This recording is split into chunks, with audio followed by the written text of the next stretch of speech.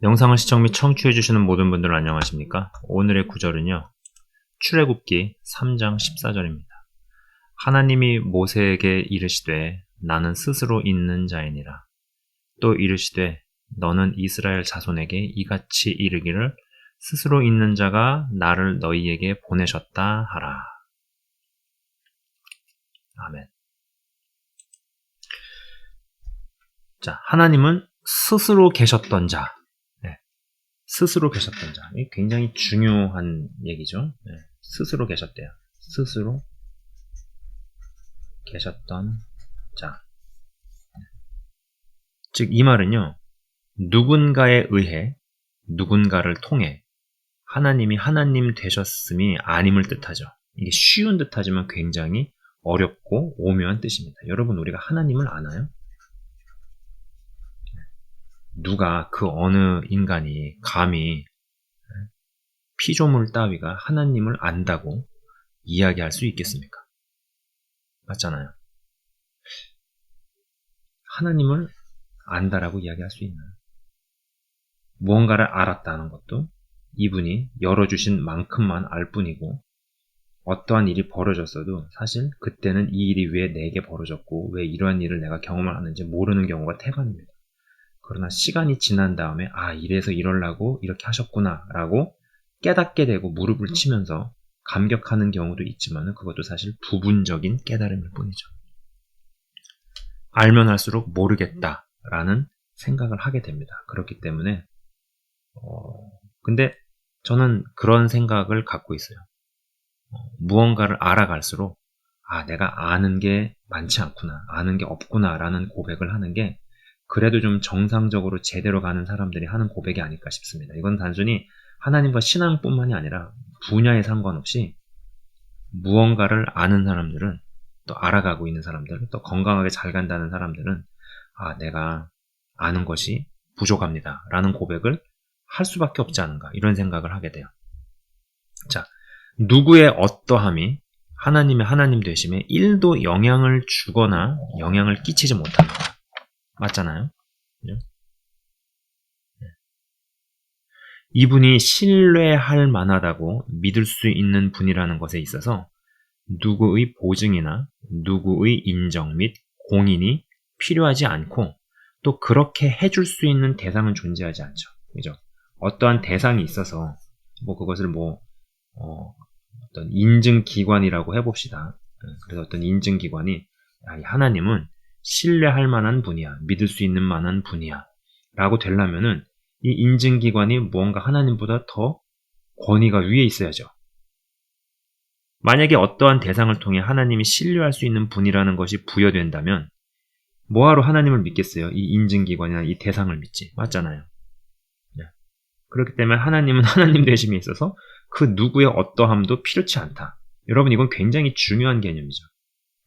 이것이 있어야지 사실 나의 어떠함으로 인해서 이분이 유익을 보거나 아니면 피해를 받거나 이런 거랑 상관이 없는 분이시다라는 것을 우리가 받아들이게 됩니다. 여러분, 이게 말이 쉽지 내가 어떤 기여도가 좀 높다라고 생각을 해보십시오. 그럼 우리 마음 가운데 뭐가 들어오나? 내가 없으면 안 될 거라는, 내 덕분에 이 공동체가, 이 교회가, 이 단체가 돌아가고 운영이 된다는 그런 마음이 스멀스멀 기어 올라옵니다. 물론 그것이 어떠한 기능적인 부분에서 그럴 수는 있어요. 그러나 근본적으로 펀더멘털한 시각에서는 나의 어떠함과 전혀 하등의 상관이 없습니다. 내가 어떻게 한다고 해서 이분이 더 유익을 보거나 피해를 받거나 하는 것도 아니고, 나의 어떠함 때문에 이분이 더 많이 신뢰할 수 있는 분이다 혹은 덜 신뢰할 분이다, 이런 것도 상관이 없어요. 누군가에게 이 가치를, 하나님께서는요, 누군가에게 가치를 부여할 수 있습니다. 맞잖아요.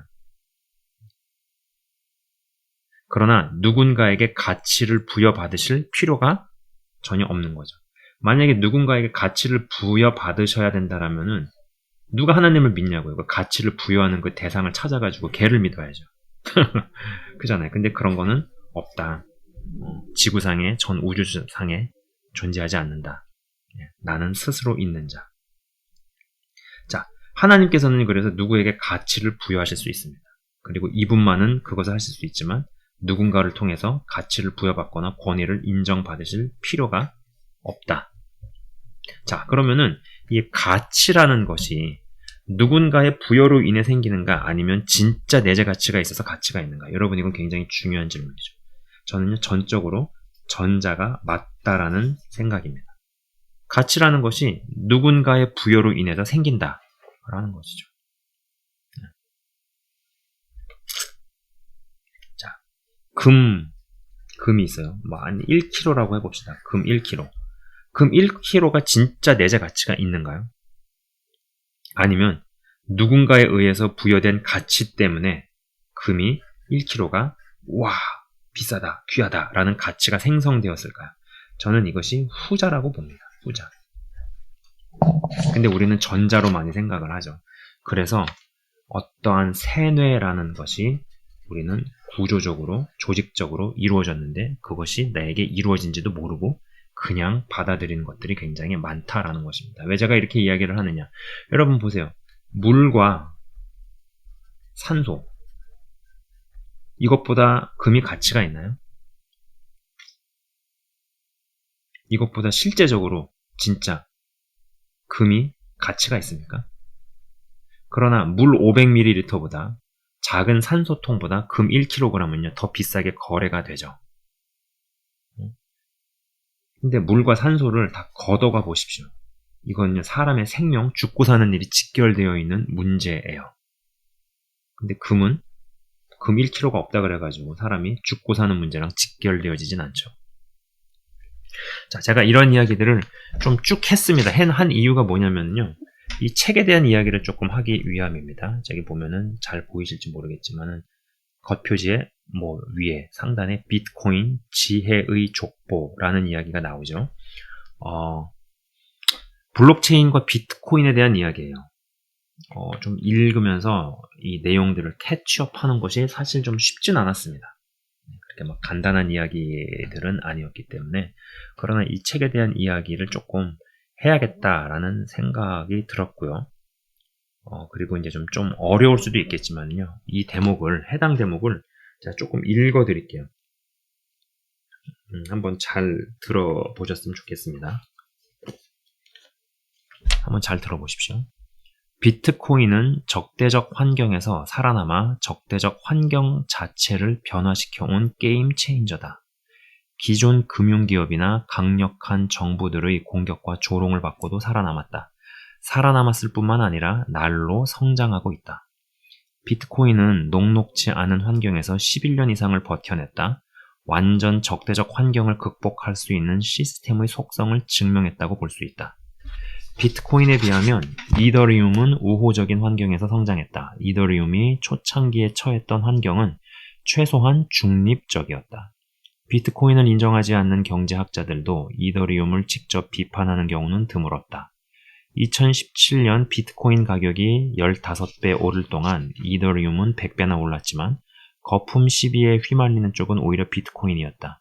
비트코인을 암호화폐의 대명사로 사용하기 때문이기도 하겠지만 대중들은 비트코인은 돈 흉내나 내는 사기로 보는 반면 이더리움은 스마트 컨트랙트를 가능하게 하는 신기술이라 인식하고 있었다. 비트코인의 창안자는 연기처럼 사라져야 했지만 이더리움을 만든 비탈릭 부테린은 명사의 반열에 올라 세계를 누비고 있다. 발명자의 처신만 보더라도 두 시스템이 태생기에 접했던 환경이 얼마나 달랐었는지를 가늠할 수 있다. 제가 이제 이거 읽어드리면서 들으시는 분들께서 저게 그래도 뭔 소리야 라고 생각을 하실 수도 있겠다라는 생각입니다.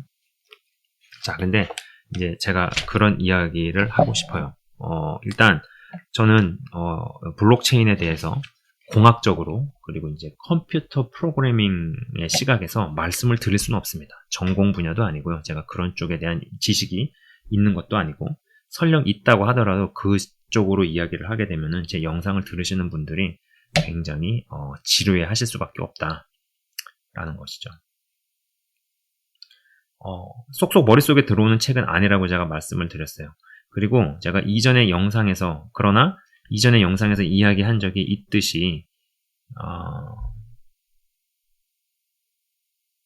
블록체인이나 비트코인을 컴공 전공자 시각에서 프로그래밍 관점에서 설명할 지식이나 능력은 없어요. 그러나 제가 이것이 중요한 것은요. 이 블록체인과 비트코인에서 중요한 것은 이거 하나만 오늘 기억하시면 될 것 같아요. 정부의 가치부여. 가치부여 없이 스스로 가치를 부여시키며 가치를 입증해 보이고 비트코인 가격을 저만치 끌어올렸다라는 거죠. 네. 어떠한 상위 기관, 여러분 모든 상거래라는 걸 생각해 보십시오. 돈을 주고 받고 보내고 하는 모든 이런 금융 상거래라는 걸 생각을 해보십시오. 기존까지의 개념은 이런 상거래를 할 때 더 상위에 있는 기관이 어떠한 중간의 매개자에게 가치를 부여합니다. 권위를 부여합니다. 이 기관은, 이 은행은 신뢰할 수 있습니다. 믿을 수 있습니다. 라는 그러한 가치를 부여를 받으면은 사람들은 상위 기관의 어떠한 권위를 믿고 여기를 통해서 돈을 보내든 돈을 받든 지불을 하든 뭐 하는 이러한 개념이었다라는 거예요. 그런데 이 블록체인에 입각한 이 비트코인이라는 것은 이러한 누군가의 가치 부여가 없이 스스로 가치를 부여시키며 가치를 입증해 보이고 또 비트코인의 가격을 저만큼 끌어올렸다라는 것이죠. 여러분 이건 굉장히 혁명적인 이야기입니다. 혁명적인 이야기. 그래서 아까도 읽어드린 대목의 첫 부분에 보면은 적대적 환경에서 살아남아 적대적 환경 자체를 변화시켜 왔다고 얘기를 하잖아요. 온갖 강력한 정부들의 공격과 조롱을 받고도 살아남았다. 녹록치 않은 환경에서 11년 이상을 버텨냈다. 지금은 더 하죠. 그죠?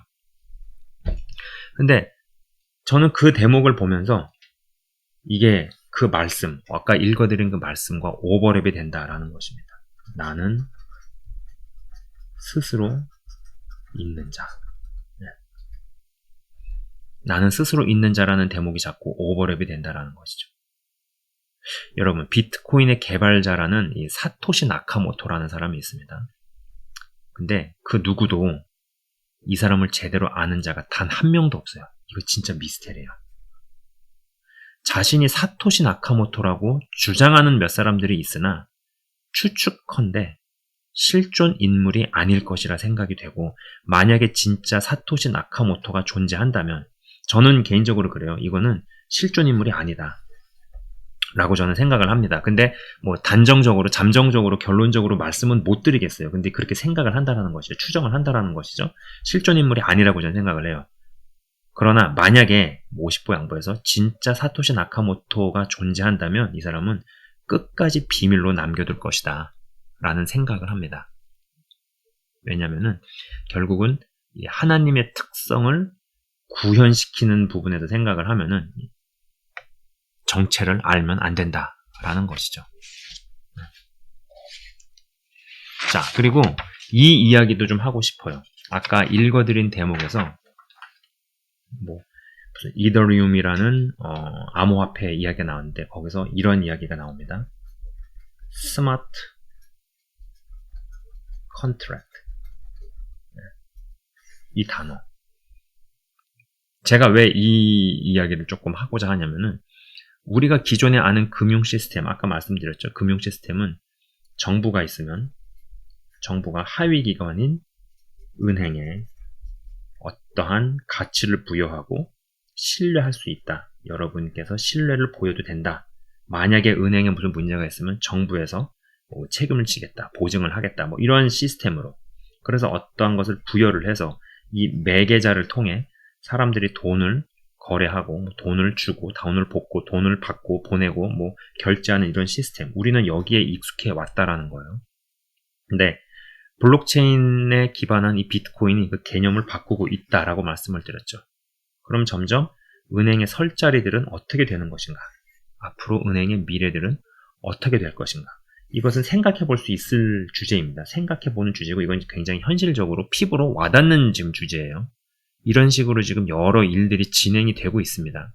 여러분들이 이것을 얼만큼 인식을 하시든 인식을 하지 못하든 받아들이든 받아들이지 못하든 이런 식으로 가게 되어 있어요. 가고 있어요. 갈 수밖에 없을 거라고 저는 봅니다. 근데 이제 이러한 개념이 만약에 이전이 되는 거예요. 거기에 법원이 있고 등기소가 있고 동사무소 등등. 여기서 온갖 서류 일들을 할 거 아닙니까? 블록체인이 은행과 금융 쪽에 들어가 저런 엄청난 변혁을 만들어가고 있는데 법원, 등기소, 동사무소 등등의 접목이 된다면 어떻게 될까라는 것이죠. 그냥 이 암호화폐를 단순히 화폐의 기능을 넘어서서 코드화 되어져 있는 계약을 성립시키는 기능도 들어가게 된다라면은 과연 어떻게 되겠는가라는 것이죠. 사실 이 부분은요, 피부에 와닿지 않는 이야기입니다. 여러분, 이 스마트 컨트랙트라는 말 자체를 오늘 처음 들어보시는 분도 아마 계실지 모르겠습니다. 전 충분히 그럴 수 있다고 봐요. 근데 이제 암호화폐라는 것을 돈의 개념으로만 생각하면은 사실 이 부분도 변혁이 일어나고 변화가 일어나는 부분도 굉장히 생소하신 분들이 많을 텐데, 그 암호화폐라는 것에다가 어떤 코딩화 시켜서 계약을 성립시키고 그리고 법적인 효력까지 넣게 되어지게 되면은 이러한 매개체가 필요 없이 그냥 서류 일들, 계약을 성립을 시키고 어떠한 서류 일들을 성립시키는 이러한 것들이 가능해진다라는 거죠. 스마트 컨트랙트라는 것이. 그리고 이런 쪽으로도 활발하게 진행이 되어져 가고 있습니다. 그러나 굉장히 피부에 와닿지 않는 이야기이죠. 그러나 왜 이러한 워딩들이 있을까요? 그냥 있을까요? 현재 이 금융기관들은 블록체인 기술과 다수의 암호화폐들로 인해 굉장히 혼란스러운 상황입니다. 그리고 각국의 정부들 또한 비트코인에 대한 입장이 제각각이죠. 여러분, 하나님은 스스로 존재하시는 분이에요. 그리고 여러분, 오늘 제가 영상 초반에 말씀을 올리진 않았지만은 사도행전에서 그 얘기가 나옵니다. 이제 예수의 제자들이 복음을 전하고 그리고 막 기적과 능력이 나타나고 하니까는 유대인들이 그들을 잡아가지고 막 이제 신문을 하려고 하니까 그때 사도 바울을 가르쳤던 그 스승, 그가 이스라엘 백성들에게 존경을 받는 자였어요. 가말리엘. 그 가말리엘이 야, 이것이 만약에 하나님으로부터 나온 거면은 너희들은 절대 이걸 막을 수가 없고 그리고 오히려 하나님을 대적하는 자들이 된다 라고 얘기를 하죠. 근데 약간 그런 특성이 이런 블록체인 기술에 접목되어 있다라는 생각이 드는 겁니다. 그럼 결국은 뭐겠어요? 이것은 각국의 정부들이 탄압을 하고 막으려고 해도 막을 수가 없게 되고 결국은 이렇게 진행이 되어져 간다라는 것이죠. 근데 저는 이러한 것들이 진행이 되어져 가겠구나라는 생각을 할 수밖에 없는 이유가 뭐냐면은 여러분 이 처음에 이제 이 시리즈에서 말씀을 드렸다시피 글로벌 단일 왕국이 되려면은 그 아까 이 제국의 딜레마라는 것을 극복을 해야 됩니다. 이 제국은 계속적으로 확장이 되어져 가야 되는데 확장이 되어져 가는 게 지금까지 역사에서는 한 어떠한 지역적 개념, 로컬 개념에선 가능했어요. 그죠? 그래서 지역적 개념과 로컬 개념, 그래서 사람들을 감독하고 감시하고 그리고 뭐 어떠한 시스템 안에 넣는 거, 그럼 당연히 그 시스템을 운영을 시키고 관리를 하려면은 사람을 세우고 파견을 해야 되고, 그럼 그런 사람을 그냥 놀릴 수 있나요? 그만큼 페이를 지불을 해야 되고 또 관리를 해야 되고, 그죠? 이것이 지역적 개념에선 가능하지만 이것이 이게 글로벌로 되려면은 그 글로벌 전 지역에 사람을 세우고 사람을 감독하고 관리하고 이걸 할 수 있다? 이렇게 되려면은 많은 부분을 기술로 이전을 시켜야 됩니다. 많은 부분들의 일들을 기술로 이전을 시키고 기술이 그것을 감당하게 만들어야 비로소 글로벌 단일 체제의 국가가 가능해진다라는 것이죠. 그런 것들을 이루기 위해서는 결국 이건 다 인건비의 문제고 한데 이런 것들을 다 코딩화시키고 프로그램화시키게 되면은 인력이 많이 필요가 없는 그런 개념으로 가야 한다라는 것이죠. 그렇기 때문에 저는 이러한 부분과 이러한 부분은 결국은 현실로 다가오게 된다라는 생각입니다.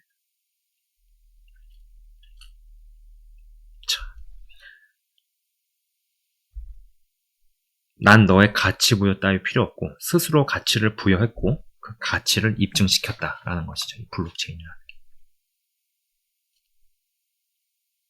만약에 이 암호화폐에 스마트 컨트랙트 기능이 들어가서 정보와 코드에 입각을 해서 이러한 기능이 수행이 된다면 현재 은행들이 자구책에 고심이듯이 수많은 관공서, 법원, 등기소 등등도 앞으로 어찌 바뀔지 이거는 모를 일입니다. 이러한 것들이 불러올 어마어마한 효율성, 엄청난 비용 절감, 이런 걸 생각해 볼 수 있는 거죠. 단일 정부가 들어서려면 이러한 기술적 혁신들이 여러 방면에서 뒷받침이 되어야 한다라는 것입니다. 자, 여러분, 그러니까는 결국은 이 기술이 무엇을 카피하려고 하는지를 잘 생각해 보시기 바랍니다. 하나님께서는 나는 스스로 있는 자라고 말씀을 하셨어요. 하나님이 하나님 되시기 위해서 누군가의 가치 부여, 누군가의 보증이 필요 없으셨습니다. 만약에 그러한 보증이 필요한, 가치 부여가 필요한 하나님이었으면 우리가 하나님을 믿을 이유가 없죠. 더 높은 권위에게 순종을 하고 그 권위를 찾아서 하나님께 가치를 부여한 어떤 대상을 믿는 것이 맞는 것이죠. 근데 그런 존재는 없습니다. 나는 스스로 있는 자. 근데 그것을 흉내내고 카피한 기술이 블록체인이다 라는 것이고, 그 블록체인에 기반한 암호화폐는 그것을 입증해 왔습니다. 수많은 정부들의 공격과 핍박과 조롱과 비난에도 불구하고 가치를 스스로에게 부여를 했고, 가치를 입증시켰고, 그리고 비트코인의 가격을 저만큼 끌어올렸다라는 거죠. 이제는 무시하고 웃던 각국의 정부들이 당황을 하고 있다라는 것입니다. 그래서 금융에 있어서 지금 일대 개혁과 혁신들이 무지무지하게 막 비상에 걸려서 진행이 되고 있죠. 여기에 더해서 스마트 컨트랙트라는 것, 이것이 실행이 되어지면은 우리가 주고받는 법적인 공증, 여러분 법원이라든지 등기소라든지 관공서라든지 아니면 얼마나 서류 일들이 많이 있겠습니까? 얼마나 많은 계약들로 인해 가지고 갈등이나 부딪힘이 있겠어요. 이거를 모든 경우의 수를 다 조합을 해서 프로그래밍 시키고 프로그래머 시키고 코드화 시켜가지고 암호화폐에다가 돌아가는 기능을 넣게 되어지게 되면은 이제 정부에서 보증을 하는 그러한 것이 법원이라든지 이러한 기관들에 대해서도 무언가 일대의 변화들이 올 수밖에 없다. 그리고 그런 변화들이 와야 이전에는 어떤 로컬 개념으로, 지역적 개념으로 사람을 감독하고 감시하고 묻고 통제하는 것은 지역적으로만 가능했지만은 이것이 글로벌하게 가능해지려면은 인력에 대한 이러한 부분들이 상당 부분이 기술로 이전을 하고 상당 부분을 기술이 그것을 관여하고 담당을 해야 글로벌 단일 왕국이 가능하다라는 얘기입니다. 자, 오늘의 이야기는 조금 어려울 수도 있겠어요. 그러나 한 가지라도 단 몇 가지 핵심적인 부분이라도 여러분 좀 잘 이해를 하시고 파악을 하실 수 있었으면 좋겠다라는 생각입니다. 자, 제가 잠깐 기도하고 마치도록 하겠습니다. 하나님 아버지 감사합니다. 결국은 하나님의 특징, 하나님이 어떠한 분이신가에 대한 것을 고도로 흉내를 내고 따라하고 또 그리고 상당히 그럴싸하게 구사하고 재현해내는 이러한 것들을 보게 됩니다. 앞으로 세상은 점점 더 편리해질 것이고 점점 더 무언가가 유토피아적으로 가게 될 것이고 무언가 상상하지 못했던 그런 편리함과 어떠한 효율성들이 생겨나게 될 것이겠지만은 그러나 그것은 점점 더 우리로 하여금 깨어 있어야 한다라는 것을 가르치고 있는 것입니다. 이러한 것들을 보면서 우리로 하여금 준비되게 하시고 그리고 하나님의 어떠함, 하나님의 특징을 카피하려고 하는 그런 어떤 루시퍼의 계략, 어둠의 삼위일체 이러한 것들을 꿰뚫어서 정말로 하나님의 나라를 갈망하며 그리고 하나님께서 원하시고 기뻐하시는 원형의 모습을 우리 한 사람 한 사람이 찾아나가고 알게 하여 주옵소서. 영상을 시청 및 청취하시는 한 분 한 분이 주님 안에서 정말로 분별과 지혜가 가득하고 또 성령의 인도함을 받아 똑똑한 사람들이 되기를 원합니다. 아버지 하나님, 한 사람 한 사람 영의 인도를 받아 하나님의 사람으로 굳건하게 세워질 수 있도록 인도하여 주옵소서. 감사합니다. 주님, 예수 그리스도 이름으로 기도드리옵나이다. 아멘. 지금까지 시청 및 청취해 주셔서 대단히 감사합니다.